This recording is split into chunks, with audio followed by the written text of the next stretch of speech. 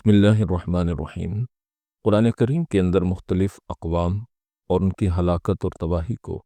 اللہ کریم جل شانہ نے بیان کیا ہے۔ اسی ضمن میں حضرت داؤد علیہ السلام کے واقعہ میں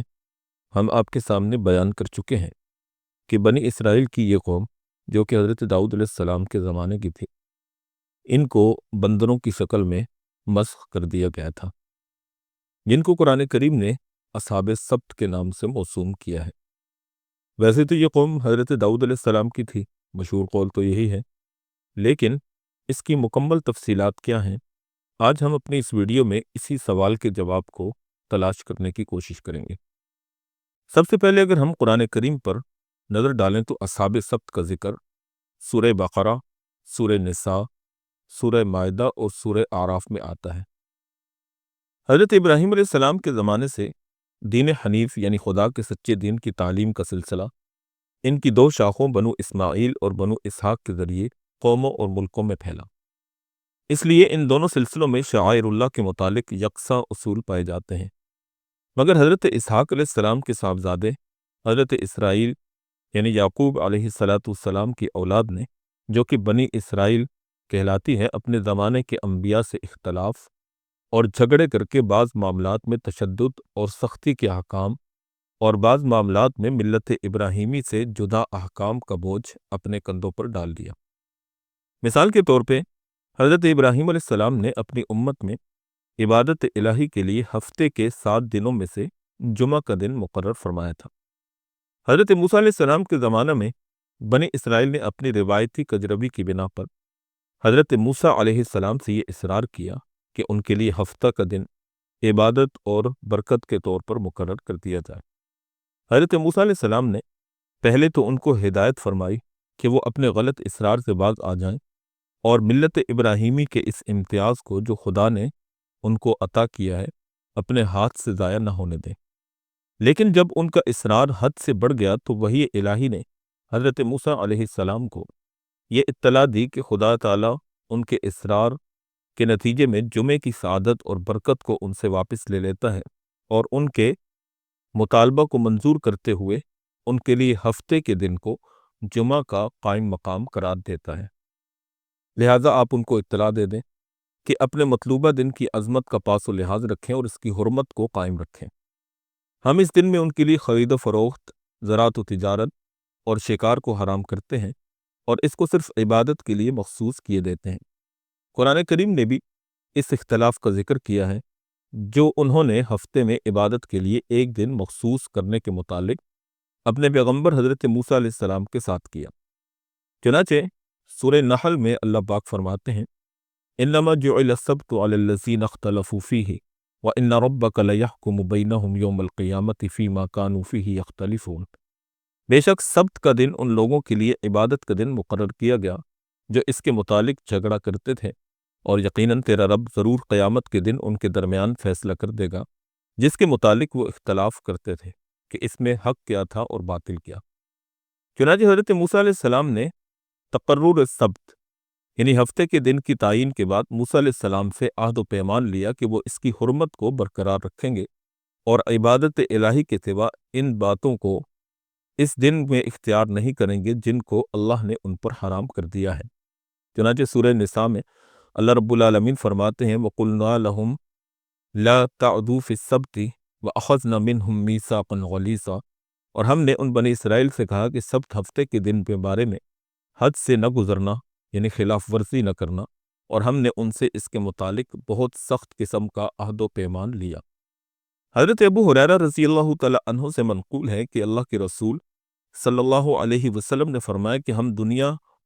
میں سب سے آخر میں آنے والے آخرت میں سب سے مقدم ہوں گے، خصوصاً اہل کتاب سے جو کہ ہم سے پہلے ہو گزرے ہیں، اور یہ جمعہ کا دن ہم سب سے پہلے ان اہل کتاب پر فرض کیا گیا تھا،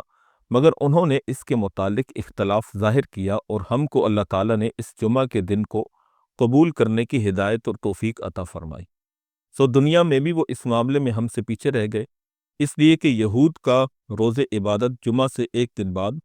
یعنی ہفتے کا دن ہے، اور نصارہ یعنی عیسائیوں کا اس کے بعد اتوار کا دن ہے۔ حضرت ابو ہریرہ اور حضرت حذیفہ رضی اللہ تعالی عنہما نے فرمایا کہ رسول اللہ صلی اللہ علیہ وسلم نے فرمایا کہ اللہ تعالیٰ نے ان لوگوں کو جو ہم سے پہلے گزر چکے ہیں جمعہ کے دن سے محروم کر دیا، سو یہود کے لیے سبت یعنی ہفتے کا دن ٹھہرا اور نصارہ کے لیے اتوار کا۔ پھر اللہ تعالیٰ نے ہم کو دنیا میں بھیجا اور جمعہ کے دن کے متعلق ہماری رہنمائی فرمائی، اور اس طرح جمعہ، ہفتہ اور اتوار علیحدہ علیحدہ امتوں کے لیے مقرر ہو گئے۔ لہذا اس طرح یہ سب امتیں قیامت کے دن ہماری تابع ہوں گی، اور ہم دنیا میں آخر میں ہیں اور قیامت میں پاداش عمل کے اعتبار سے مقدم ہوں گے، اور تمام مخلوق سے قبل ہمارا ہی فیصلہ کیا جائے گا۔ سبت کی حرمت یعنی ہفتے کی حرمت کے متعلق موسوی قانون میں بنی اسرائیل کو کیا کیا ہدایات تھیں، وہ تورات کے اس بیان سے بھی ظاہر ہوتی ہیں۔ چنانچہ خروج، کتاب خروج باب نمبر 31 آیت نمبر 16-17 میں یوں ہے: پھر خداوند نے موسیٰ سے ہم کلام ہو کے کہا، تو بنی اسرائیل کو فرما اور ان کو کہہ کہ تم میرے سبتوں کو مانو، اس لیے کہ یہ میرے اور تمہارے درمیان تمہارے قرنوں میں نشانی ہے، تاکہ تم جانو کہ میں خداوند تمہارا پاک کرنے والا ہوں۔ بس تم سبت کو مانو اس لیے کہ وہ تمہارے لیے مقدس ہے۔ جو کوئی اس کو پاک نہ جانے وہ ضرور مار ڈالا جائے۔ جو اس میں کچھ کام کرے وہ اپنی قوم سے کٹ جائے۔ 6 دن کام کرنا، لیکن 7ویں دن آرام کے لیے سبت ہے، وہ خداوند کے لیے مقدس ہے۔ بس بنی اسرائیل سبت کو مانے اور اسے اپنی پشت در پشت عہد ابدی جان کر اس میں آرام کریں۔ میرے اور بنی اسرائیل کے درمیان یہ علامت ابدی ہے۔ غرض یہ کہ ایک طویل مدت تک یہود بنی اسرائیل اپنے مطلوبہ روز عبادت یعنی ہفتے کی عزت اور حرمت میں خدا کے کیے ہوئے عہد و پیمان پر قائم رہے، اور جن باتوں کو اس دن میں حرام کر دیا گیا تھا ان سے بچتے رہے۔ مگر آہستہ آہستہ ان کی روایتی سرکشی سر اٹھانے لگی۔ انہوں نے اللہ کے احکامات کو جو کہ موسیٰ علیہ السلام کی معرفت سبت یعنی ہفتے کے متعلق ان پر لازم کیے گئے تھے، خلاف ورزی کرنا شروع کر دی۔ اگرچہ شروع میں خلاف ورزی انفرادی اور خفیہ طریقے پر ہوتی رہی، مگر آہستہ آہستہ علی الاعلان اور اجتماعی حیثیت سے یہ سرکشی ظاہر ہونا شروع ہو گئی،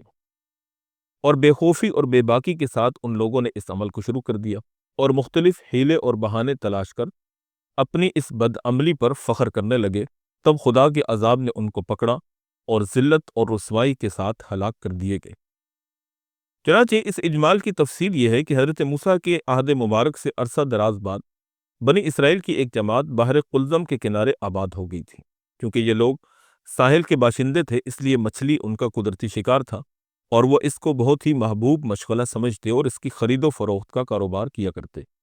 یہ لوگ ہفتہ کے 6 دن مچھلی کا شکار کرتے اور سبت یعنی ہفتے کا روز عبادت الہی میں صرف کرتے۔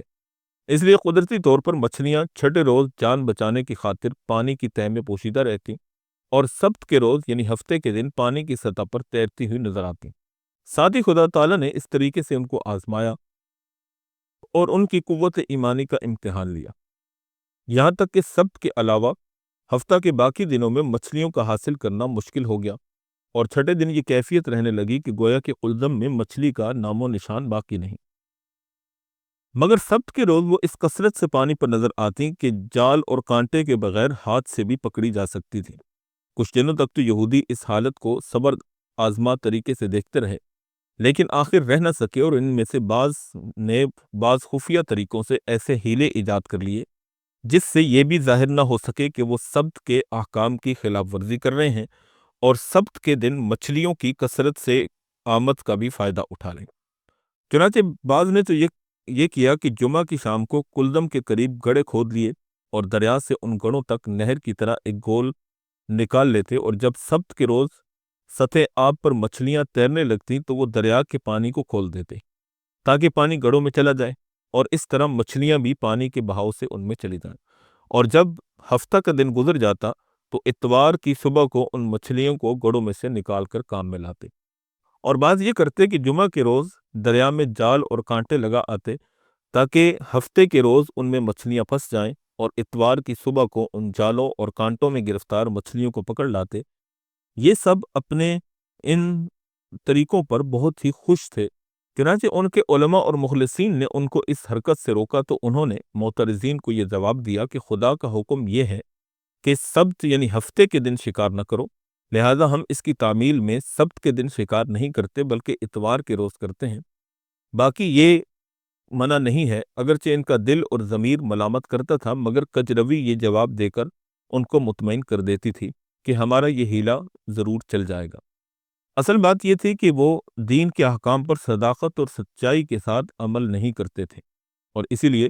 شرعی ہیلے نکال کر ان کے امتثال سے وہ بچنا چاہتے تھے، گویا کہ خود فریبی میں مبتلا تھے اور دوسروں کو بھی گمراہ کرتے تھے۔ چنانچہ نتیجہ یہ نکلا کہ ان چند ہیلہ جو انسانوں کی ان حرکات کا علم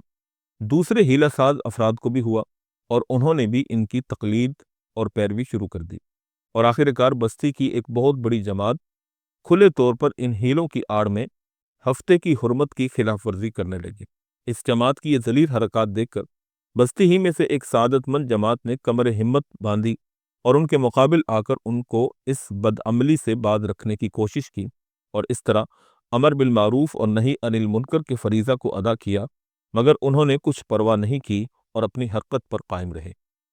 تب سعادت مند جماعت کے دو حصے ہو گئے، ایک نے دوسرے سے کہا کہ ان لوگوں کو نصیحت کرنا اور سمجھانا بیکار ہے،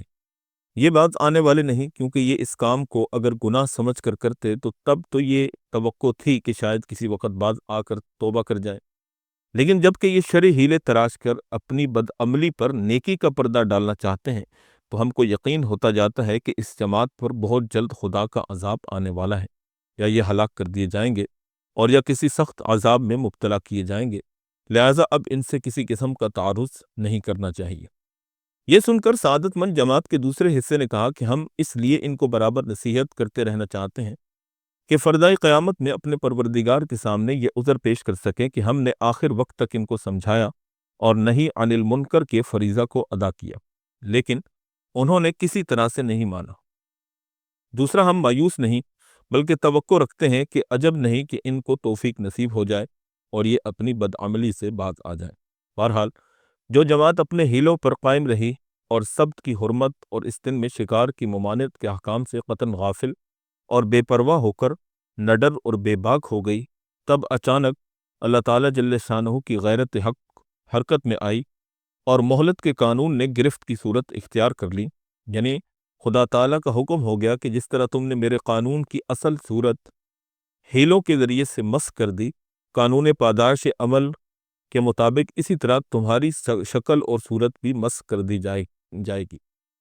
پاداش عمل از جنس عمل مشہور ایک مقولہ ہے، اس کے مظاہرے سے دوسرے لوگوں میں بھی عبرت اور بصیرت حاصل کرنے کی صلاحیت پیدا ہوگی، چنانچہ اللہ رب العالمین نے کن کے اشارہ سے ان کو بندروں اور خنزیروں کی شکل میں مسخ کر دیا، اور وہ انسانی شرف سے محروم ہو کر ذلیل اور خوار حیوانوں میں تبدیل ہو گئے۔ مفسرین کہتے ہیں کہ جو سعادت مند جماعت کا حصہ امر بالمعروف اور نہی عن المنکر کا فریضہ ادا کرتا رہا، اس نے جب دیکھا کہ متمرد اور سرکش جماعت کسی طرح حق پر کان نہیں دھرتی، تو مجبور ہو کر اس نے ان سے ترک تعاون کر لیا اور کھانا پینا اور خرید و فروخت غرض ہر قسم کا اشتراکی عمل ختم کر دیا، یہاں تک کہ اپنے مکانوں کے دروازوں تک کو ان پر بند کر دیا تاکہ کسی قسم کا بھی تعلق باقی نہ رہے۔ چنانچہ جس دن بد کرداروں پر عذاب الہی نازل ہوا تو ان کے معاملہ کی اس جماعت کو گھنٹوں تک خبر بھی نہ ہوئی، لیکن جب کافی وقت گزر گیا اور اس جانب سے کسی قسم کی انسان کی نقل و حرکت محسوس نہ ہوئی، تب ان کو خیال ہوا کہ معاملہ کچھ گڑبڑ ہے، لہذا وہاں جا کر دیکھا تو صورتحال اس درجہ عجیب تھی کہ جس کا وہ تصور بھی نہیں کر سکتے تھے، یعنی وہاں انسانوں کی جگہ بندر اور خنزیر تھے جو اپنے ان عزیزوں کو دیکھ کر قدموں میں لوٹتے اور اپنی حالت زار کا اشاروں سے اظہار کرتے تھے۔ سعادت مند جماعت نے حسرت و یاس سے ان سے کہا کہ کیا ہم تم کو بار بار اس خوفناک عذاب سے نہیں ڈراتے تھے؟ انہوں نے یہ سنا تو حیوانوں کی طرح سر ہلا کر اقرار کیا اور آنکھوں سے آنسو بہاتے ہوئے اپنی ذلت اور رسوائی کا دردناک نظارہ پیش کیا۔ سورہ بقرہ میں اللہ پاک فرماتے ہیں وَلَقَدْ عَلِمْتُمُ الَّذِينَ اعْتَدَوْا مِنْكُمْ فِي السَّبْتِ فَقُلْنَا لَهُمْ كُونُوا قِرَدَةً خَاسِئِينَ فَجَعَلْنَاهَا نَكَالًا لِمَا بَيْنَ يَدَيْهَا وَمَا خَلْفَهَا وَمَوْعِظَةً لِلْمُتَّقِينَ۔ اور اے گروہ یہود، تم بلا شبہ اپنے پیش روؤں میں سے ان لوگوں کو اچھی طرح جانتے ہو جو سبت کے بارے میں احکام الہی کی حدود سے متجاوز ہو گئے تھے، اور ہم نے ان کے لیے کہہ دیا کہ تم ذلیل بندر ہو جاؤ، بس ہم نے اس بستی کے ان بدبخت لوگوں کو گرد و پیش کے لوگوں کے لیے عبرت اور خدا سے ڈرنے والوں کے لیے نصیحت اور موعظت بنا دیا۔ اسی طرح سورہ اعراف میں اللہ رب العالمین فرماتے ہیں کہ اے پیغمبر، بنی اسرائیل سے اس شہر کے بارے میں پوچھو جو سمندر کے کنارے واقع تھا اور جہاں سبت کے دن لوگ خدا کی ٹھہرائی ہوئی حد سے باہر ہو جاتے تھے۔ سبت کے دن ان کو مطلوبہ مچھلیاں پانی پر تیرتی ہوئی ان کے پاس آ جاتی، مگر جس دن سبت نہ مناتے تو نہ آتی۔ اس طرح ہم انہیں آزمائش میں ڈالتے تھے بسبب اس نافرمانی کے جو وہ کیا کرتے تھے۔ اور جب اس شہر کے باشندوں میں سے ایک گروہ نے ان لوگوں سے جو نافرمانوں کو واعظ و نصیحت کرتے تھے کہا، تم ایسے لوگوں کو بیکار نصیحت کرتے ہو جنہیں ان کی شقاوت کی وجہ سے یا تو خدا ہلاک کر دے گا یا نہایت سخت عذاب میں مبتلا کرے گا۔ انہوں نے کہا کہ اس لیے کرتے ہیں تاکہ تمہارے پروردگار کے حضور معذرت کر سکیں کہ ہم نے اپنا فریضہ ادا کر دیا، اور اس لیے بھی کہ شاید یہ لوگ باز آ جائیں۔ پھر جب ایسا ہوا کہ ان لوگوں نے وہ تمام نصیحتیں بھلا دی جو انہیں کی گئی تھیں، تو ہمارا مواخذہ نمودار ہوا اور ہم نے ان لوگوں کو بچا لیا جو برائی سے روکتے تھے، مگر شرارت کرنے والوں کو ایک ایسے عذاب میں ڈالا کہ محرومی اور نامرادی میں مبتلا کرنے والا عذاب تھا بسبب ان نافرمانیوں کے جو وہ کیا کرتے تھے۔ پھر جب وہ اس بات میں حد سے زیادہ سرکش ہو گئے جس سے انہیں روکا گیا تھا، تو ہم نے کہا بندر ہو جاؤ ذلت اور خواری سے ٹکرائے ہوئے۔ اسی طرح سورہ مائدہ میں اللہ پاک فرماتے ہیں، قُلْ هَلْ أُنَبِّئُكُمْ بِشَرٍّ مِّن ذَلِكَ مَثُوبَةً عِندَ اللَّهِ مَن لَّعَنَهُ اللَّهُ وَغَضِبَ عَلَيْهِ وَجَعَلَ مِنْهُمُ الْقِرَدَةَ وَالْخَنَازِيرَ وَعَبَدَ الطَّاغُوتَ أُولَٰئِكَ شَرٌّ مَّكَانًا وَأَضَلُّ عَن سَوَاءِ السَّبِيلِ۔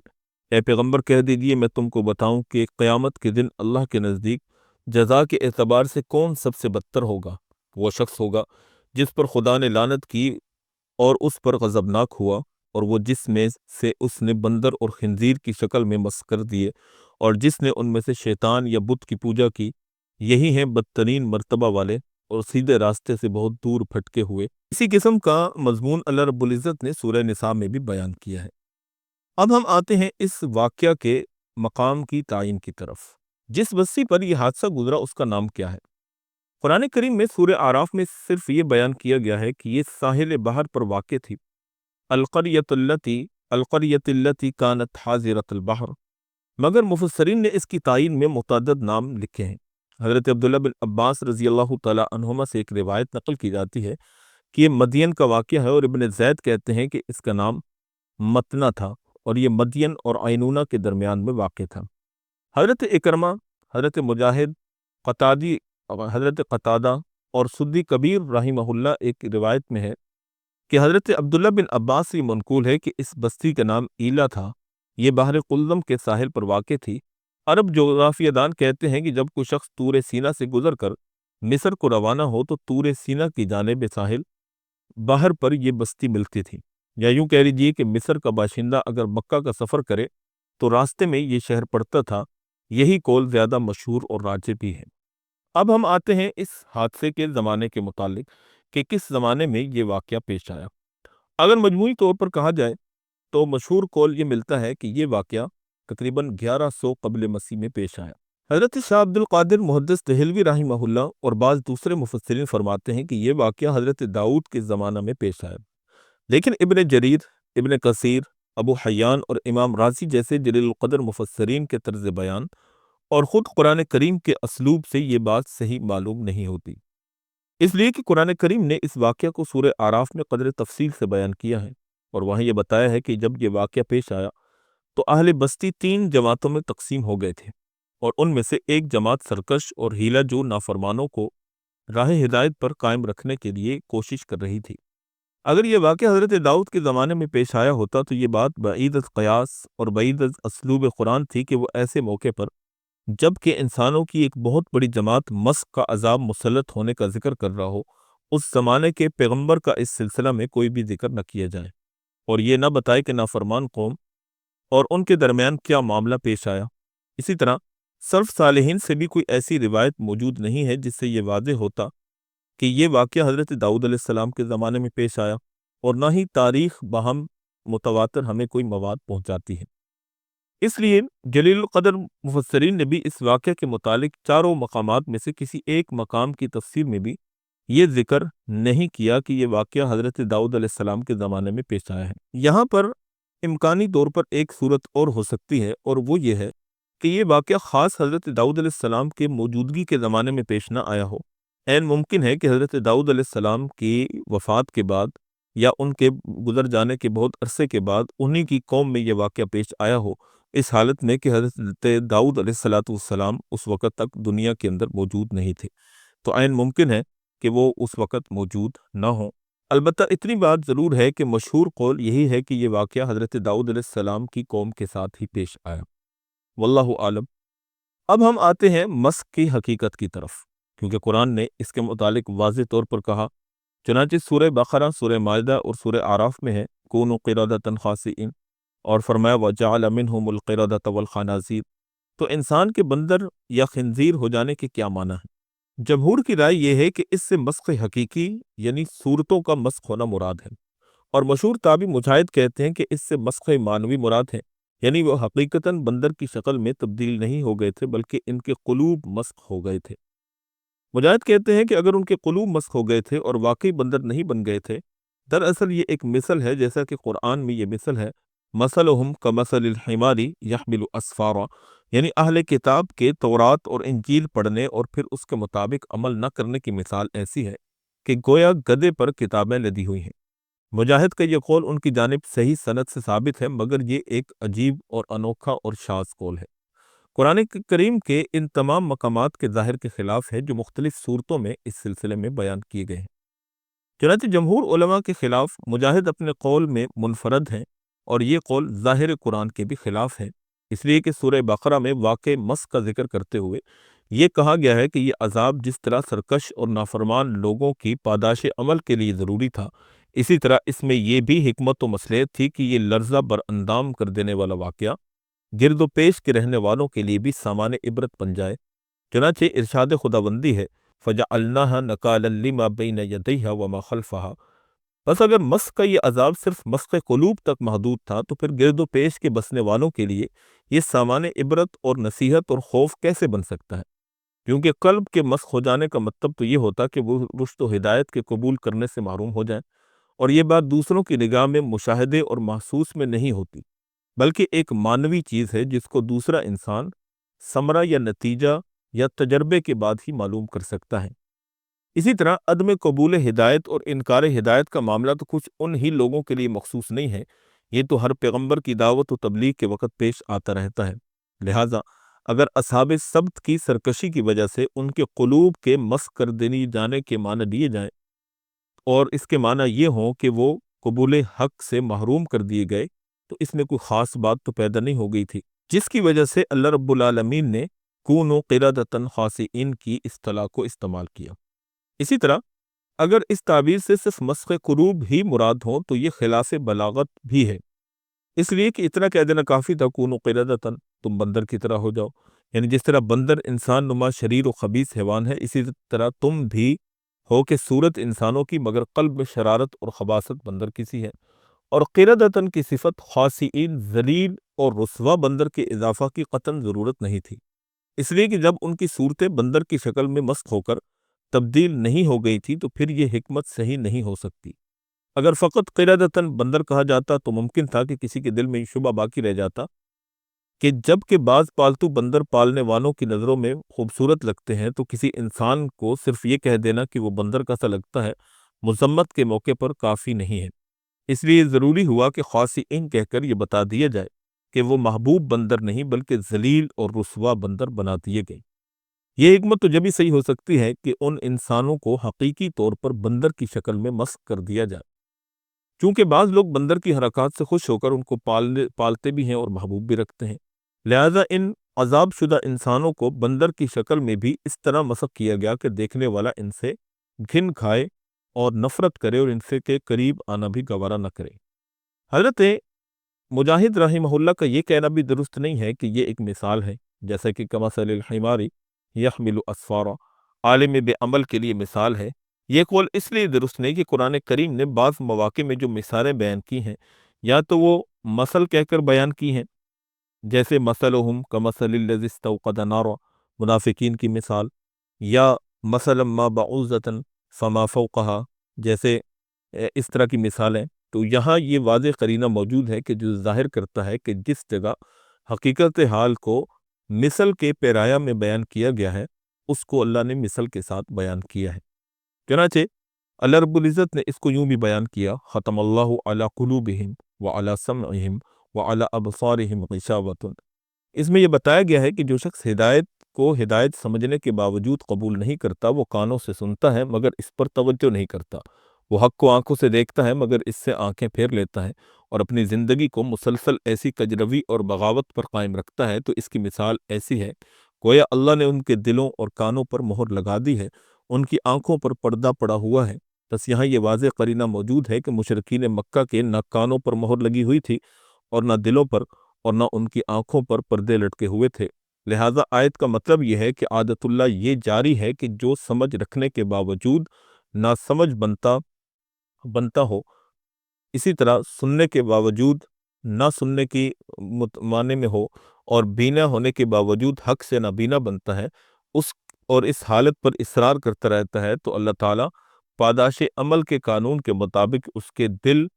آنکھوں اور کانوں کو اس کی استعداد کو سلب کر لیتا ہے جو قبول حق کے لیے اس کو خلقت و پیدائش کے وقت عطا ہوئی تھی۔ اسی طرح اس مقام پر کونوا قردۃ کو نہ صاف الفاظ میں مثل کہا گیا ہے اور نہ ہی یہاں کوئی ایسا قرینہ موجود ہے جو مسخ معنوی پر دلالت کرتا ہو، بلکہ خاصئین کو قردۃ کے لیے صفت لانا اس کا قرینہ ہے کہ یہاں بلا شبہ مسخ حقیقی مراد ہے۔ اسی طرح قابل توجہ بات یہ ہے کہ اگر اصحاب سبت کا معاملہ محض مسخ معنوی کی حیثیت رکھتا ہے تو اس سے متعلق مثال بیان کرنے کے لیے قردۃ اور خنزیر میں سے کسی ایک حیوان کا ذکر کافی تھا۔ ان دونوں میں سے شرارت اور خباثت میں جو زیادہ سمجھا جاتا ہو، مثال کے طور پر صرف اسی کو بیان کر دینا چاہیے تھا، مگر ایسا نہیں کیا گیا، بلکہ سورہ مائدہ میں یہ بتایا گیا کہ اصحاب سبت میں سے کچھ تو بندر بنا دیے گئے اور کچھ جو ہے وہ خنزیر کی شکل میں مسخ کر دیے گئے۔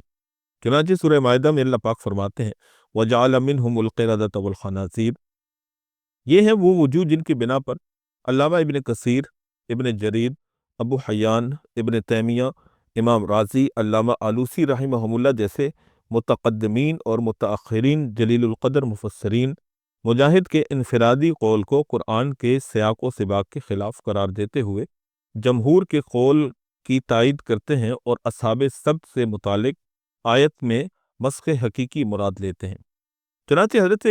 امام ابن کثیر رحمہ اللہ، حضرت عبداللہ بن عباس رضی اللہ تعالی عنہما، حضرت قتادہ، ربیع بن انس، ابو البقاء ضحاک اور جمہور کے اقوال نقل کرنے کے بعد یہ تحریر فرماتے ہیں، میں کہتا ہوں ان ائمہ تفسیر کے بیانات کو ذکر کرنے سے یہ مقصد ہے کہ یہ ظاہر ہو جائے کہ یہ تمام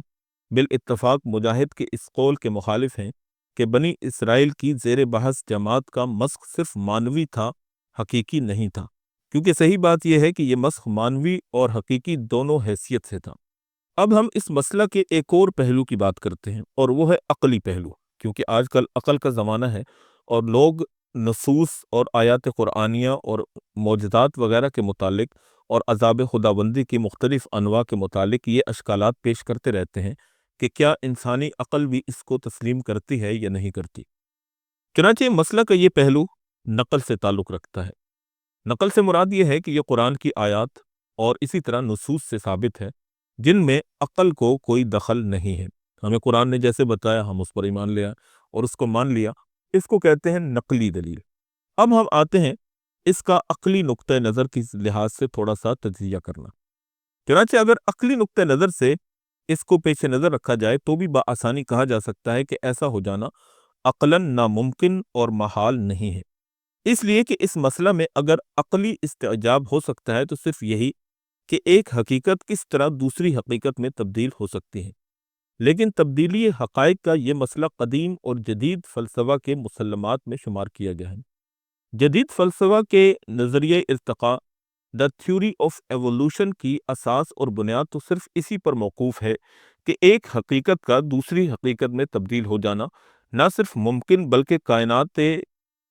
عالم کے اندر واقع اور درجات ارتقاء کے لحاظ سے ایک حقیقت کا دوسری حقیقت اختیار کر لینا ہمیشہ ہوتا رہا ہے۔ پس اگر نظریہ ارتقاء کے اصول پر ایک گوریلا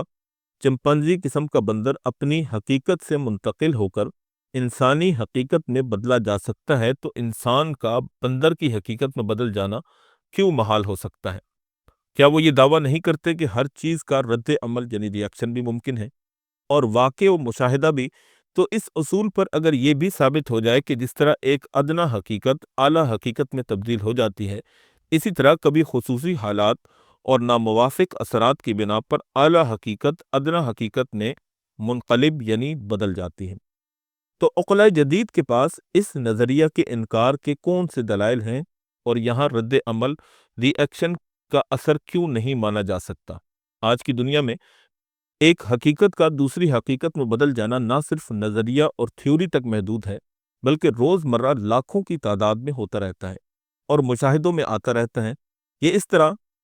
کہ یہ مسئلہ صدیوں تک پیچیدہ رہا کہ انسان کی پیدائش کا ابتدائی تخم یعنی نطفہ کن کن مدارج سے گزر کر انسان کی شکل اختیار کرتا ہے، اور قرآن کریم نے اس سلسلہ میں جن مدارج کا ذکر کیا ہے، مفسرین قدیم ان مدارج کی حقائق بیان کرنے میں یا تو اجمال سے کام لیتے رہے ہیں اور یا وقت کی تحقیقات اور علمی جہان تک قرآن کا ساتھ ساتھ دیتی رہی ہیں، اس کے مطابق کچھ تفصیلات دیتے رہے ہیں، لیکن چونکہ یہ سب کچھ نظری و عملی حدود میں محدود تھا، اس لیے قرآن کریم کے بیان کردہ حقائق کی پوری تشریح سامنے نہیں آئی تھی۔ لیکن اب مسئلہ میں نظریات سے آگے بڑھ کر علمی تحقیقات نے مشاہدہ تک ترقی کر لی ہے، اور رحم مادر میں انسانی تخم پر انسان بننے تک کے جو تحولات اور اس کے جو مختلف قسم کے انقلابات گزرتے ہیں، ان کو سائنس اور علم طب کے جدید آلات کے ذریعے مشاہدہ کر کے صحیح طور پر معلوم کر لیا جاتا ہے، اور یہ ثابت ہو گیا ہے کہ قرآن کریم نے اس سلسلہ میں نطفہ، علقہ اور مضغہ جو کہا، فَكَسَوْنَا الْعِظَامَ لَحْمًا ثُمَّ أَنشَأْنَاهُ خَلْقًا آخَرَ، کہ یہ جو تعبیر ایک نبی امی کی معرفت سنائی تھی، وہ حرف بحرف صحیح اور حقیقت نفس الامر کے مطابق ہے۔ گویا کہ علمی تحقیقات کو صدیوں تک اپنی جگہ سے حرکت کرتے کرتے مشاہدہ کی حد میں پہنچ کر آخر اس جگہ ٹھہرنا پڑا جو قرآن واضح کر چکا تھا، اور اس طرح علمی تحقیق کو اپنی جگہ سے ہٹنا پڑا، اور جب تک قرآن کے دیے ہوئے علم الیقین کے مطابق اس نے مطابقت نہ کر لی، وہ اپنی جگہ پر قائم نہ رہ سکی۔ بچے کی پیدائش کے یہ مسئلہ نشو و نما اور ارتقاء کے جن نظریات پر قائم اور عالم مشاہدہ میں آ چکا ہے، اس کا خلاصہ یہ ہے کہ نطفہ جب علقہ، مضغہ اور اس طرح کے درجات طے کرتا ہے، تو یہ اپنے ہر درجہ ادنیٰ میں ایک خاص حقیقت ہوتا ہے، اور درجہ عالیہ میں یعنی اوپر کے درجے میں منتقل ہو کر بالکل دوسری حقیقت بن جاتا ہے، اور اسی طرح حقائق کا تحول اور انقلاب ہوتا رہتا ہے، لیکن یہ تمام انقلابات ایک مہینے کے اندر اندر اس طرح ہوتے ہیں کہ گویا اس ابتدائی دور میں ایک انسان کا جنین بھی درجات کے لحاظ سے ویسا ہی ہوتا ہے جیسا کہ نباتات کا جنین، ایک مچھلی کا، ایک چارپائی کا اور ایک بندر کا، اور اس دور کے آخر میں وہ بندر کی اعلیٰ قسم گوریلا اور چمپینزی کے جنین کے بالکل مشابہ ہوتا ہے۔ اس کے بعد دوسرے مہینے میں شروع ہوتے ہی ان تمام درجات نباتاتی اور حیواناتی میں ایک ایسا عظیم الشان انقلاب پیدا ہوتا ہے کہ کل تک جو جنین حیوانات کی اعلیٰ قسم کے جنین کے مشابہ تھا، وہ یک بیک انسانی حقیقت میں تبدیل ہونے لگتا ہے۔ ثم انشأناہ خلقا آخر اس کا مظاہرے کا اعلان کرتا ہے، فتبارک اللہ احسن الخالقین، سو اللہ رب العالمین بڑا عظیم الشان اور بڑا ہی طاقت والا، بہترین پیدا کرنے والا ہے۔ نظریہ ارتقاء اور تھیوری آف ایوولوشن کو مختصر طور پر ہم نے کوشش کی ہے کہ آپ کے سامنے آسان الفاظ میں بیان کیا جائے۔ یہ ایک بہت وسیع موضوع ہے جس کو یہاں چند منٹوں میں بیان کرنا ممکن نہیں ہے۔ اگر کبھی مستقبل میں وقت ملا تو ہم آپ کے سامنے اس کو بڑی تفصیل سے بیان کریں گے۔ یہاں پر اس واقعے کو بیان کر کے بتلانا صرف یہ ہے کہ جیسے عقلی طور پر کسی چیز کو ایک شکل سے دوسری شکل میں منتقل ہو جانا ممکن ہے، اعلیٰ سے اعلیٰ درجے میں منتقل ہو جانا ممکن ہے، اسی طرح کسی چیز کا اعلیٰ سے ادنیٰ درجے میں منتقل ہو جانا بھی ممکن ہے۔ تو اگر ارتقاء والے ایک بندر کا انسان بن جانا جائز اور روا سمجھتے ہیں اور اس کے قائل ہیں، تو پھر ان کو یہ بھی ماننا پڑے گا کہ اگر ایک انسان بندر کی شکل میں مسخ ہو جائے اور اعلیٰ سے ادنیٰ درجے کی طرف منتقل ہو جائے تو یہ بھی عین ممکن ہے اور عقل اور فطرت کے بالکل مطابق ہے۔ بہرحال امید ہے کہ آپ کو ہماری یہ ویڈیو پسند آئی ہوگی اور آپ کو بہت کچھ نیا سیکھنے اور جاننے کو ملا ہوگا۔ اگر آپ کو ہماری یہ ویڈیو پسند آئی ہو تو ہمارے چینل کو سبسکرائب ضرور کر دیجئے گا، اپنے دوستو احباب میں شیئر بھی کیجئے گا، لائک بھی کیجئے گا، اور کمنٹ سیکشن میں اپنی رائے کا اظہار کرنا ہرگز نہ بھولیے گا کہ اس سے ہمیں بہت حوصلہ افزائی ہوتی ہے۔ اللہ جل شانہ ہم سب کو اپنے دین پر استقامت کے ساتھ بغیر کسی حیلہ و حجت کے قائم رہنے کی توفیق عطا فرمائے، اور ان ہلاک شدہ اور مسخ شدہ قوموں کے انجام سے عبرت حاصل کرنے کی توفیق عطا فرمائے۔ وَمَا عَلَيْنَا إِلَّا الْبَلَاغُ الْمُبِينُ۔